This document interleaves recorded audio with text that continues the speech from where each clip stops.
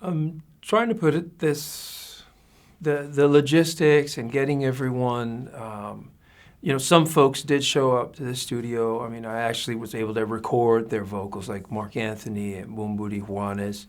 But at times, the doctors were like, "Hey, buddy, you can't travel. You need to stay in town." So I had to, get the help of another producer friend of mine, whether it was George Noriega or Tommy Torres and other folks that I haven't even met that were able to record. And everyone's traveling. Shakira's in Africa, or falling in love and romancing in London, and someone's in New York, and then Alejandro Sanz was in Mexico.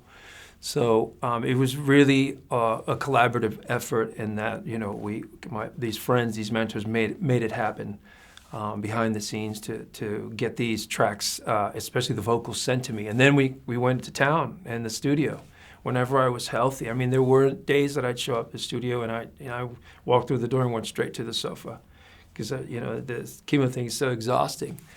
Takes it out of you, but there were days that it was just the best thing ever. I mean, I was dancing and just enjoying and living it like never before because I said, well, this is, an opportunity. I think I've never sang, and there's a couple of songs where I'm singing better than ever. This kind of thing happens, right? Because time all of a sudden carries that weight that sometimes we take for granted. And I think I was one that maybe, was just on that side of the court where I didn't realize prior to this, where I was at and what it meant to the opportunity to what life is, And now, having been there at the edge, I was like, yes, let's make this our best thing and getting the best musicians to re-record this. Let's give this new flavor. Let's bring some strings.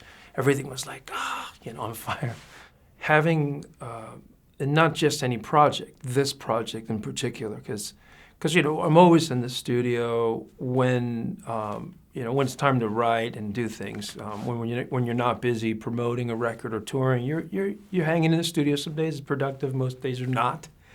It's music, right? But having the opportunity to revisit songs, especially there's a few of them in there. Especially the older ones from like '93. When it was the early years of trying to figure it out. I have a song on this album that I wrote when I was around 16 years old. I was still in Menudo, and then was recorded in '93, and never was satisfied with the recording. We did it a few times live, and I realized that this song was really beautiful and that I didn't give it a chance as a producer. Being able to go back in and having Jose Feliciano lay his guitar, sing together and duet.